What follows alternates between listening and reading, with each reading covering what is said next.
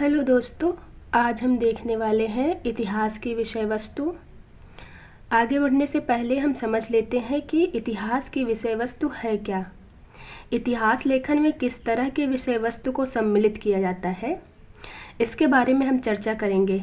और इतिहास के विषय वस्तु के बारे में हम कह सकते हैं कि मानव के क्रियाकलापों का वर्णन है, किंतु उसके वही कार्य इतिहास की श्रेणी में आते हैं जो संपूर्ण, महत्वपूर्ण और अद्वितीय होते हैं। आगे चलकर इतिहास की विषय वस्तु में सामाजिक एवं सांस्कृतिक तत्वों को सम्मिलित कर दिया गया। तो चलिए पढ़ते हैं इतिहास की विषय वस्तु के बारे में। प्रारंभिक इतिहासकारों ने घटना मात्र को ही इतिहास की विषय वस्तु माना है। यूनानी इतिहासकार हेरोडोटस तथा थ्यूसिडासिस ने अपने पूर्वजों से संबंधित घटनाओं का उल्लेख इतिहास में किया है। उनका इतिहास जनश्रुतियों पर आधारित था। 15वीं शताब्दी में इटली में पुनर्जागरण कालीन आंदोलनकारियों ने इतिहास की सामाजिक तथा सांस्कृतिक उपदेयता को समझते हुए इतिहास का अध्ययन किया। इसके पश्चात इतिहास की विषय वस्तु का स्वरूप विस्तृत हो गया। इतिहासकारों ने अपने युग के मान्यताओं के अनुसार अतीत का प्रस्तुतिकरण किया, अतः इतिहास की विषय वस्तु सामाजिक आवश्यकता के अनुरूप हुई। इतिहासकारों ने इस विषय को मानवीय मस्तिष्क के साथ श्रृंखलाबद्ध करके इतिहास का दार्शनिक स्वरूप प्रस्तुत किया। इस प्रकार इतिहास सामाजिक विज्ञान का ही नहीं अपितु दर्शन का भी विषय बन गया। विषय वस्तु के संबंध में दार्शनिकों तथा इतिहासकारों में मतभेद है। दोनों ने अपने अपने दृष्टिकोणों से अतीत का निरूपण करके समसामयिक रुचि के अनुसार इसका प्रस्तुतिकरण किया। तो यहाँ हम इतिहास के दार्शनिक और ऐतिहासिक दृष्टिकोण का अध्ययन करेंगे। विषय वस्तु की दार्शनिक अवधारणा के अनुसार इतिहास की विषय वस्तु प्राकृतिक विज्ञान की विषय वस्तु से भिन्न है। इतिहास एक प्रकार का अनुभव है, अतः इतिहासकार को प्राकृतिक वैज्ञानिक विधाओं से भिन्न विधाओं द्वारा इतिहास के विषय वस्तु की विवेचना करनी चाहिए। कलिंगवुड के अनुसार ऐतिहासिक ज्ञान अतीत में मनुष्य के मस्तिष्क का ज्ञान है। इतिहासकार अतीत के कार्यों को वर्तमान में निरंतरता प्रदान करता है।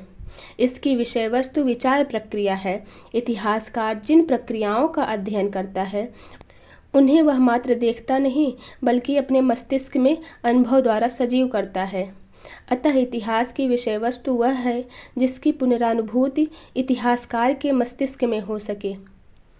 कलिंगवुड के अनुसार प्रत्येक परावर्तित प्रक्रिया उद्देश्यपूर्ण होती है, इसी को इतिहास की विषय वस्तु कह सकते हैं। इतिहास की विषय वस्तु मनुष्य का कार्य व्यवहार होता है।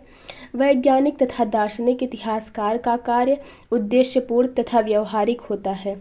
नैतिकता भी इतिहास की विषय वस्तु हो सकती है, क्योंकि मनुष्य किसी योजना से कार्य करता है। इतिहासकारों की विषय वस्तु की अवधारणा दार्शनिकों से भिन्न है। इतिहासकार प्रत्येक युग की सामाजिक आवश्यकता के अनुसार विषय वस्तु का निश्चय करता है। रेनियर के अनुसार इतिहास एक कहानी है, न कम न अधिक। इतिहास की विषय वस्तु अतीत संबंधी कहानी का प्रस्तुतिकरण है। हेनरी रिपेन के अनुसार इतिहास समाज में रहने वाले मनुष्यों के कार्यों तथा उपलब्धियों की कहानी है। 19वीं सदी में अधिकांश विद्वान इतिहास की विषय वस्तु को मनोविनोद का साधन मानते थे। इन लोगों ने समसामयिक सामाजिक आवश्यकता को प्राथमिकता देने का प्रयास किया। परिणाम स्वरूप धर्म और नैतिकता को इतिहास की विषय वस्तु स्वीकार किया गया।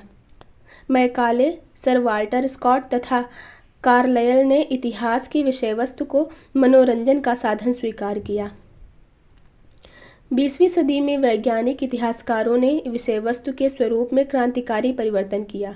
रांके जैसे इतिहासकार ने आलोचनात्मक और वैज्ञानिक विधाओं के अनुसार इतिहास की विषय वस्तु की प्रस्तुतिकरण पर जोर दिया।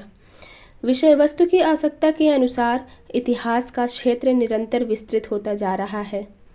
विषय वस्तु के अंतर्गत निम्नलिखित बातें प्रधान हैं: राजनीतिक इतिहास, संवैधानिक इतिहास, आर्थिक इतिहास, सामाजिक इतिहास, धार्मिक इतिहास, सांस्कृतिक इतिहास, अंतर्राष्ट्रीय संबंध, कूटनीतिक इतिहास, औपनिवेशिक इतिहास, विश्व इतिहास, भौगोलिक इतिहास इसकी विषय वस्तु हो सकती है।